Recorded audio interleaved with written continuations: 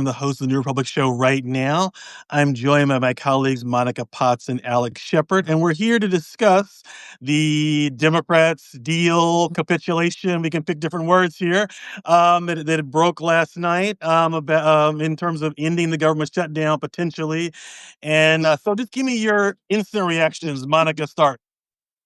I mean, I think my instant reaction was one of just disappointment because the Democrats really had public opinion on their side.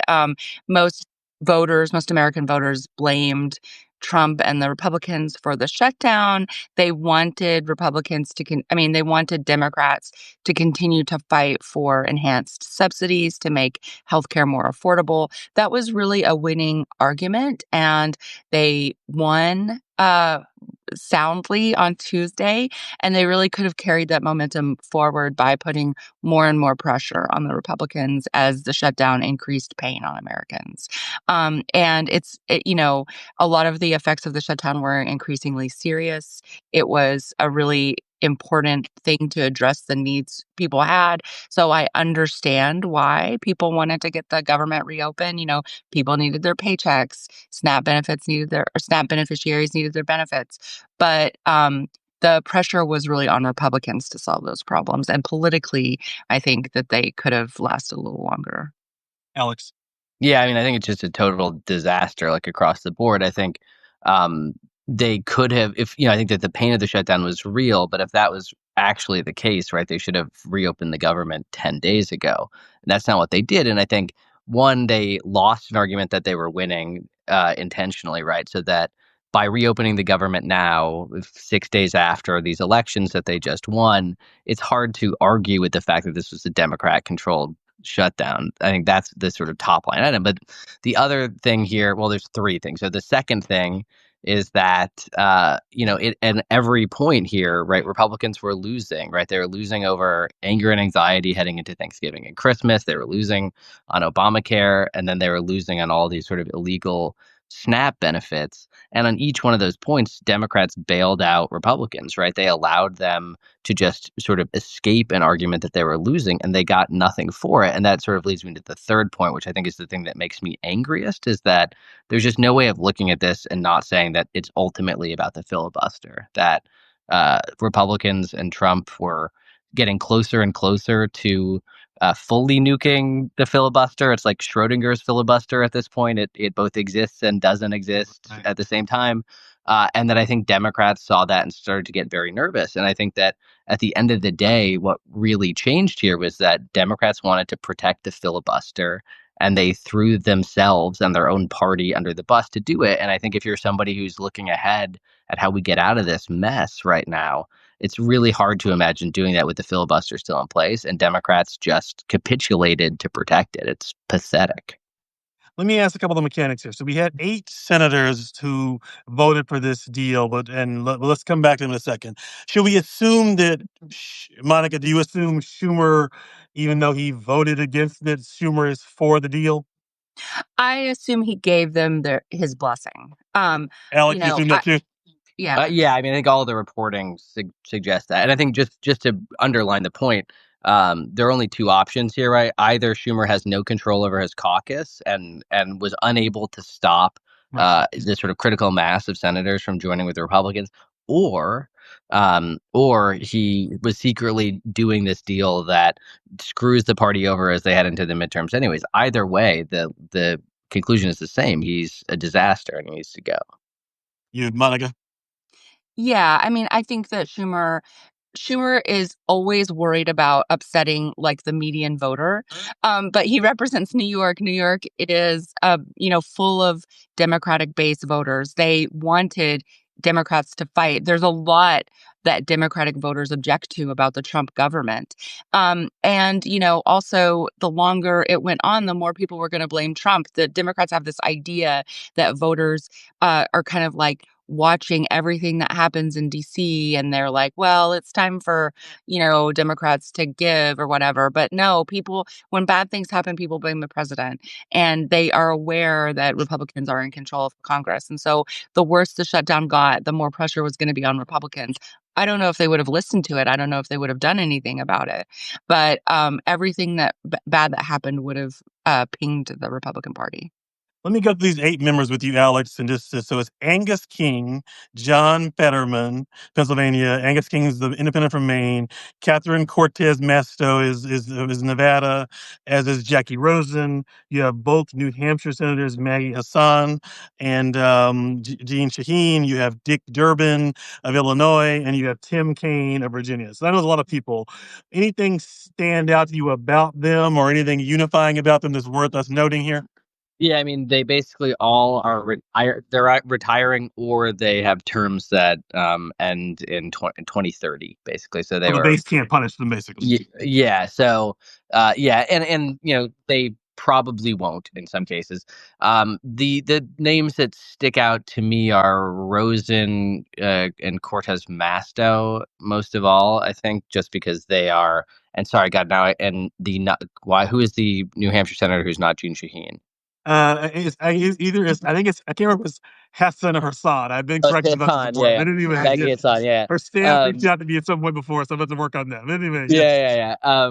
Those are the three that really jump out to me because I think everyone else is basically retiring Okay. or can be expected to leave office. I think Tim Kaine will be in his mid-70s when his term ends. You're hinting that Um, Fetterman will be involuntarily released from his presidency in Yeah, I mean upcoming. Yes. Fetterman and Kane sort of jump out a little bit, but you're like if Fetterman is DOA and has Yeah. ever since he had his stroke has been a different person, Right. so that's totally different. But those are the three that really jump out to me as people who are filibuster defending here, and I think that that's like really the other key. The other thing that I would highlight because it enrages me is that I think one of the ways that they were given cover was Abigail Spanberger did a press tour yesterday, most notably on Meet the Press, and gave basically a pretty forceful argument for reopening the government, which then was being circulated amongst Senate staff.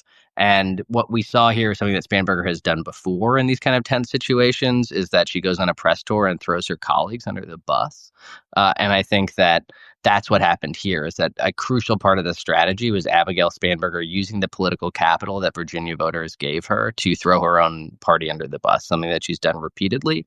And it's something that I think should not be forgotten, especially as her big victory on Tuesday, I think will probably make her a vice presidential candidate, maybe even somebody who's whispered about as a presidential candidate. And, this is the kind of person that Abigail Spanberger has shown herself to be on many, many cases, somebody who takes grassroots energy at her party and tries to dull it. And I think more importantly, throws her colleagues under the bus for the sake of protecting norms. It's not benefiting Virginians in this case. That's what she's up to. Okay, so I had 2 takes I wanted to give. The first one was that I am not excited about Abigail Spanberger, famous for Joe Biden is trying to do too much in 2021, is now a national figure and a voice for the party. She's a voice for blondness and do nothingness, and is like Joe Biden with less courage. Like that is not good. So the second thing I wanted to say was, is this about Tuesday in the sense that was the entire shutdown about to Schumer about appeasing the base and making sure. And I think if they reach this deal on October 15th, that's probably not good for, even if Spanberger and Cheryl don't know it. I think it's not good for them if the Democrats are seen caving on October 20th. That probably doesn't help because it looks like last week was about turnout, also in addition to persuasion. So, was this a deal that can only be reached after they won the election, Monica? Yeah, I think so. I mean, I will say that the Virginia, Tim Kaine and Abigail Spanberger do have a lot of pressure from Northern Virginia to get those Okay, people their that's fine. paychecks. But I think that I do think that they wanted to keep their base motivated and engaged, but the Democrats always wanted the government to stay open. They didn't want it to come to a shutdown. They wanted healthcare subsidies, but they also didn't want the government to shut down and stay shut down. And I think that this is the fundamental problem when it comes to Democrats really standing their ground on these kinds of things is that they believe in government. I mean, this is a little naive, but I mean, there's a lot more going on politically, but they do fundamentally believe in government, believe it should deliver services to people.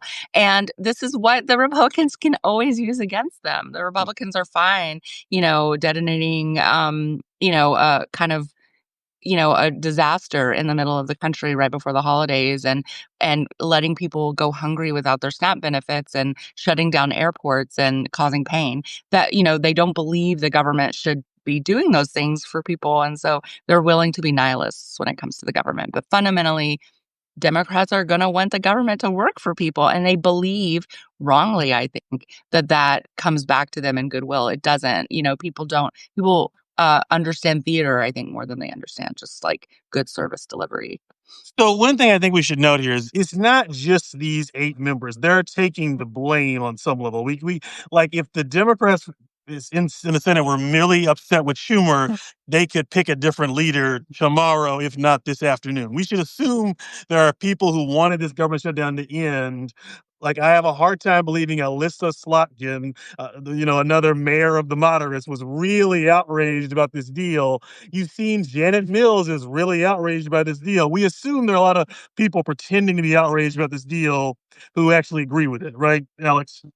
Yeah, I think that's right, and I think that one of the things that's helpful here is that the kind of defectors, the moderates, institutionalists, whatever you want to call them, are being kind of weirdly honest about what they were doing. I mean, Angus King went on CNN and basically just said, we tried standing up to Donald Trump, it didn't work, right? Most of what Tim Kaine, I think, was saying, Maggie Hassan as well, is that they were not going to get a deal on Obamacare subsidies, so they may as well just stop trying.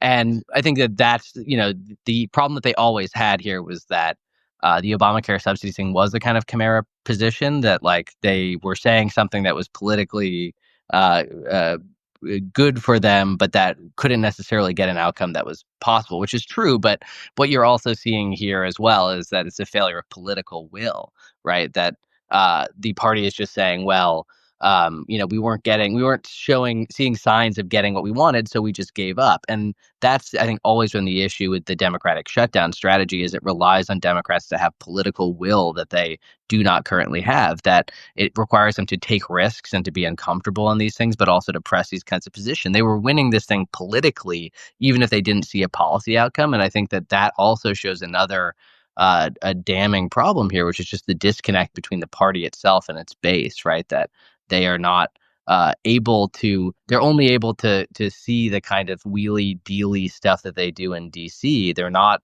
thinking about what their base is telling them or what people want. And not only that, they see that as a problem, right? They see the political engagement and anger that people have right now as a problem that needs to be tamped down. And the way that they do that, which is the way they've always done it, is just by telling people, no, you can't have the things that you want. I think Monica, that's right. good. Sorry. Yeah, just to jump in real quick and say that it wasn't even just their base. Like, there were a fair number of independents ready to blame Trump for everything that was going on, which could have really like fueled the fire for support for Democrats in 2026. And so I think that, yeah, I think you're totally right there. So, Yeah, I mean, Monica, go ahead, Alex. oh no, I was just gonna say, just to build off a point I think I made, late in the evening on election night, is that what the lesson here is a party that remains profoundly uncomfortable with politics, right? They do not like doing politics. They especially don't like holding political positions if they are not ones that they do not intrinsically hold. And I think that that's the dynamic right now that sort of defines where we are, is that the party's base is deeply politically engaged, and they want their party to do politics, and the people that are in the position to do that are unwilling to do it. Monica, what is this? Let's assume this shutdown is going to end in the next few days, but I think it's probably likely. What did this shutdown? This I think one of the longest government shutdowns we've had in a long time, or maybe ever. What's the meaning of this shutdown long term? If it ends Wednesday or the end of the week? Well, I think that it shows the Republicans that Democrats can have a winning political position, but they don't have the political will, as Alex says, to really enact it and to like stand up for it. And they're uncomfortable with politics.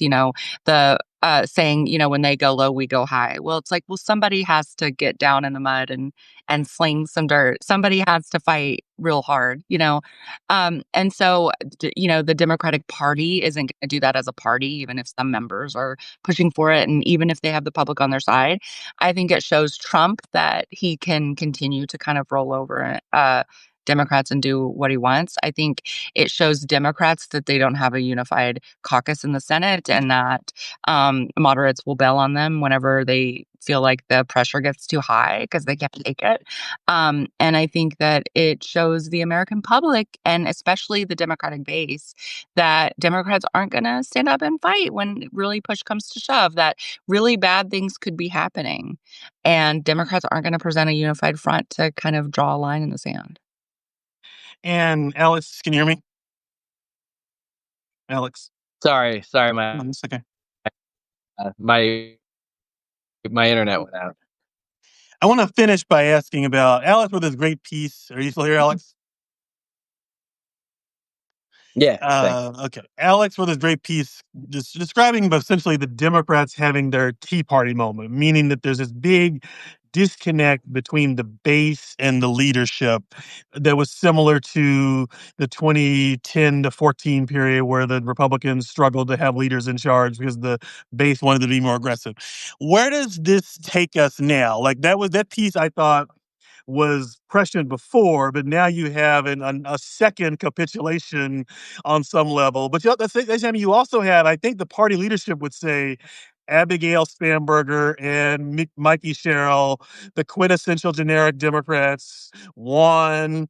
Is there really a Tea Party, or are we just one party that hates Trump and we're unified? So where do you see the Democratic Tea Party idea a week after the elections, but also this capitulation? Yeah, I mean, I think so. We've been in this kind of different position since the shutdown began. So I think I got a little out in front of things when I wrote that piece, because we were in the one part of this term where the Democratic base was largely aligned with their leaders, and that anger towards Schumer and Jeffries, although it was still very much deserved during that period, had kind of faded a little bit. And now it's not only back, but it's bigger than it was before. And it's a huge difference from where we were this time in Trump's term. At any point in Trump's term, where essentially Democrats were arguing for like norms, right? A return to normalcy. They wanted a party that was, standing up to Trump, but mostly they just were saying, look, like Nancy Pelosi was a hero, right? And she should be, because she is the best House Speaker of a very long time, but she's the best House Speaker in a very long time because she knows how to, that the purpose of having power is to use it. And I think what we're seeing here now is that Democrats want their party to have a plan for when they retake power. They want them to do things, and they are not doing that now. I think that they will not be able to blame the people that voted for this, because for the most part they are all kind of insulated from near-term consequences. And I think if we're thinking about this electorally, it's probably the wrong rubric. I don't think that this matters for like the Democrats' like broader midterm prospects. But where it does matter, does it help Graham Plattner or El Sayed, or does it help the progressive candidate? If you're endorsed by a Schumer person, it probably doesn't help that much that he's now even more reviled.